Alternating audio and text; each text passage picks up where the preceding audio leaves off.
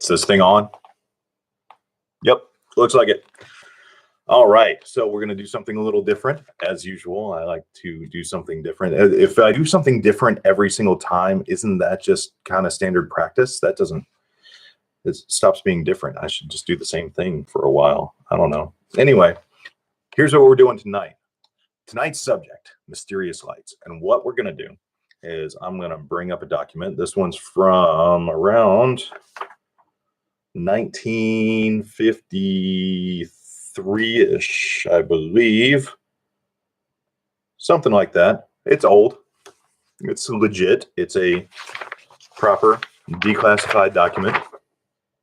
There's the document number. Yep. So we're going to start with that. But I'll give you a couple more stories that might surprise you. Here we go.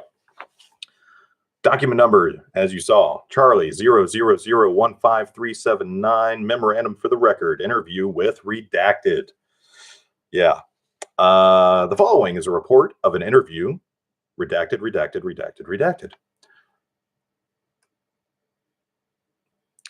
Quote, he was riding on the train. The train name and destination, all that's redacted, with three others, which is three redacted names, obviously. Yay. And his name is also redacted here as the beginning of this next line. Redacted name, had a cold, was feeling tired, and lie down in one of the two compartments of the train. The others were in the second compartment. We're going to call him Mr. Blank.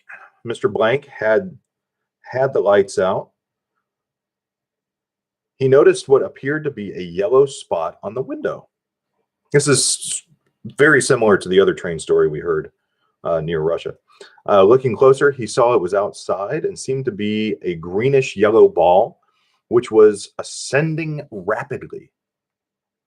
After it disappeared, he went in to tell the others. While he was discussing it with them, a second object appeared and they all watched it. When the second object was first sighted, the compartment lights were on, but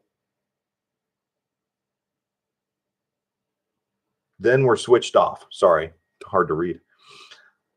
It was after dark, and Mr. Blank was unable to see any outline or details of either object other than the greenish yellow light, which appeared to be round. He could see no rocket trail nor smoke. He had the uncertain impression that the object was gently whirling and traveling upward. The trajectory was upward at a steep angle, not vertical, which he described as the way a 4th of July rocket goes off a highly inclined track. So, whoosh, yeah, something like that. That was a bit much, wasn't it? Yep. In both cases, the objects were first seen at a distance which he estimated was 600 to 800 feet above the Earth. However, he emphasized he had no good way of telling how far away the objects were. The objects kept on going up without a break in their course. They did not level off. He seemed uncertain as to how they finally disappeared. At no time did he hear any noise above the train noise. I mean, trains are pretty loud. There was a searchlight visible, such as we used in World War II to spot planes. It was turned on, but was not pointed at the objects and did not attempt to follow them. In the discussion with the others afterward, they clarified, or they claimed to have seen the lights on the object and to have been able to make out some details.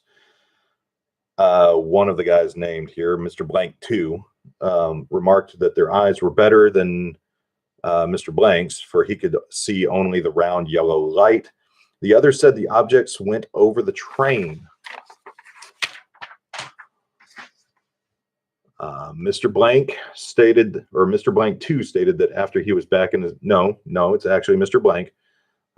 stated that after he was back in his compartment lying down, the porter pulled down the shades. This was at least 10 minutes later and was not unusual.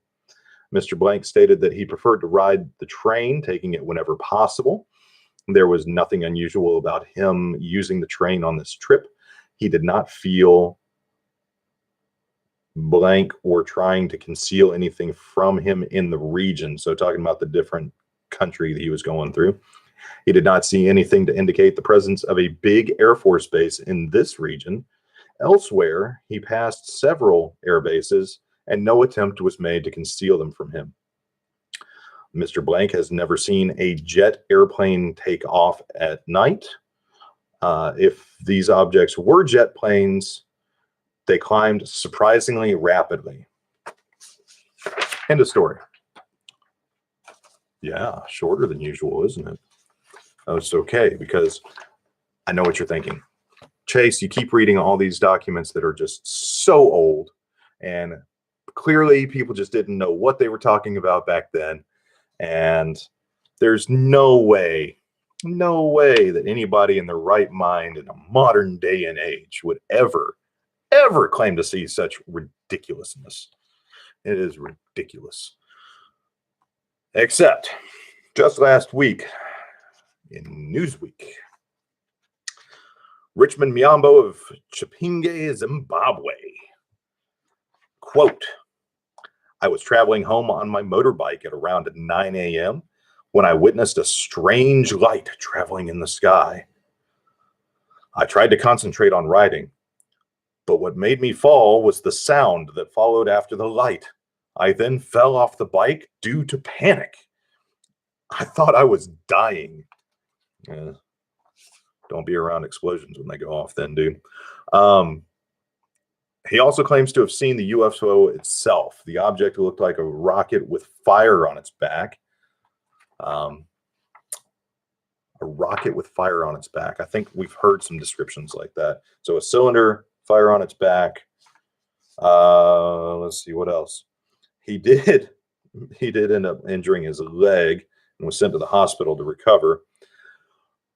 He continues. I was 100% sober, he says, but I was so confused because I thought I had encountered those strange things people see in dark and thick forests. I'm going to be honest. I think he was drunk driving and he doesn't want to get busted, but hey, stuff happens. Miambo is reportedly not the only one who spotted the unidentified flying object. It seems that some other people in the area also saw the bright light followed by a loud booming sound. So props to you, Miambo. Maybe you weren't drunk.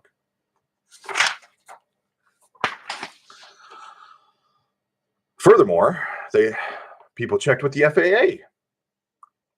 Apparently, the ATCs, the air traffic controllers that were on duty at that time, did not see the UFO.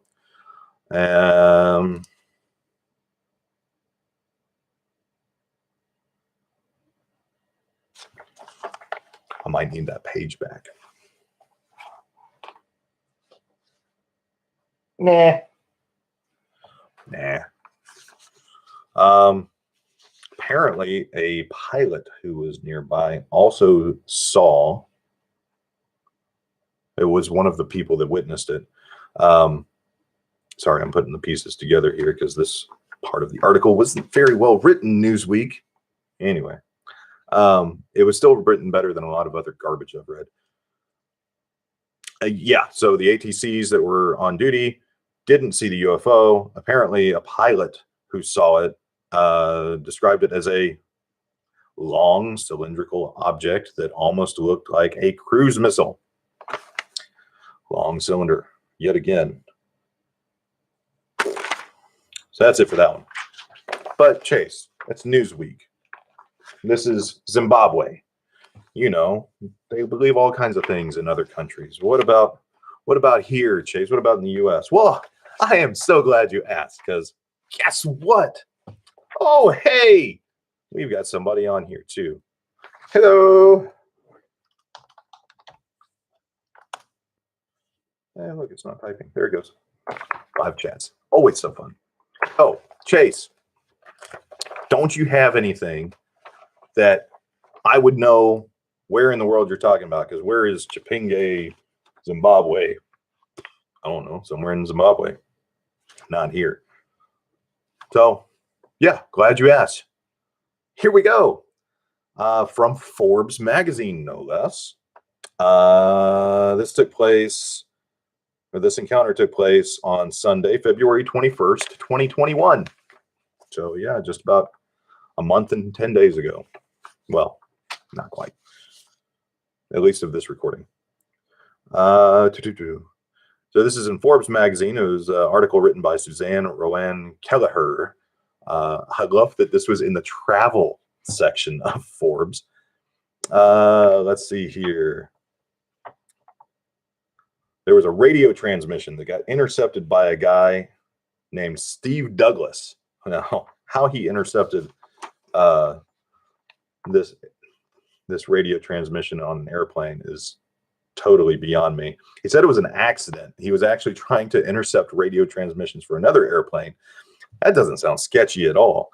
But he runs a blog called Deep Black Horizon. Yeah, we'll put the link there in the chat, and you guys can tell me how legit he seems. Let's see here. The radio transmission begins. This is the captain. Do you have any targets up here? We just had something go right over the top of us. I hate to say this, but it looked like a long cylindrical object that almost looked like a cruise missile type of thing moving really fast right over the top of us. That was an American Airlines flight from Cincinnati to Phoenix. They were in the northeast corner of New Mexico, just west of Clayton, New Mexico, at an altitude of 37,000 feet. So yeah, they just got the doors blown off of them at 37,000 feet, doing however many hundreds of miles an hour. I love it. So yeah, but wait, there's more, because, obviously Chase does a little research. Yep. Remarkably similar incident occurred over the Sonoran Desert a few years back. This is in 2018, and two different pilots flying two different aircraft. One was a Phoenix Air Group Learjet, and another one was an American Airlines commercial flight. Kind of makes you wonder what's going on in Arizona and the New Mexico area, and why do they keep picking on American Airlines? They reported passing a mysterious object. Audio recordings released by the Federal Aviation Administration, the FAA. They released it to the Phoenix New Times a few weeks later. It was confirmed by the FAA that it was them. Wait, that was a terrible throw. There we go. Was anybody above us that passed us like 30 seconds ago? The Learjet pilot asked. The tower responded, negative. Yeah. Both of them asked that stuff. No, there's nobody else up there. What do we got here? November of 2018, a British Airways pilot. Dude was flying in Ireland. He saw a very bright light that disappeared at very high speed. If that's not enough for you, a Virgin Airlines pilot ended up seeing the same one, and he said it was multiple objects following the same sort of trajectory, very bright from where we saw it. Can't help but notice that these long cylindrical objects really seem to match up with the Tic Tac that Commander Fravor reports seeing, and we've got officially now declassified footage from the Navy. And even though it was like 10 years ago now, it's crazy, but that encounter that was so well recorded, they even tracked it on radar. That encounter what seemed to confirm a later Navy encounter with another group, totally different people that time. So I don't know what to tell you. Like, there are these long cylindrical objects, and if you listen to Commander Fravor, apparently they defy the laws of physics, because not only, as they did in these stories where they just can accelerate like nobody's business, his team actually tracked it on radar. His squad or squadron, not squadron, I forget what they're a group in that situation. They tracked it on radar, couldn't keep up with it. That's a targeting computer, couldn't keep up with it. And it was going from, quote, horizon to horizon. It was a craft that apparently descended from above 85,000 feet. I don't know if you know, but that's actually roughly the altitude record that the SR-71 holds. Yeah, the air gets pretty thin up there. You're not really going to be able to fly very well at all. They just chill up there apparently, and then drop down to sea level and kind of dance around in the surf of the water whenever they want to. According to Commander Fravor, it danced around like a ping pong ball, and it was going north, south, east, west, north, south, east, west, just as fast as a ping pong ball stuck in a jar, is what he described it as. And it's like, I don't know of a craft that can do that. I've spent this whole week really trying to think about what we have out there that has the ability to do that. And even rocket thrusters. I mean, drones could maybe survive that abuse, but nothing piloted. There's no way, unless it's what they say, and there's some kind of weird anti-grav system that's counteracting the forces, and you don't have to suffer from it. That's what Bob Lazar seemed to indicate from what he saw at S4. So anyway, hope you enjoyed that. Hope that makes it a little more relevant for you, and let me know how this went. If we should do this type of thing again, as always, let me know. If it was crap, always let me know, because gosh, I won't do it again.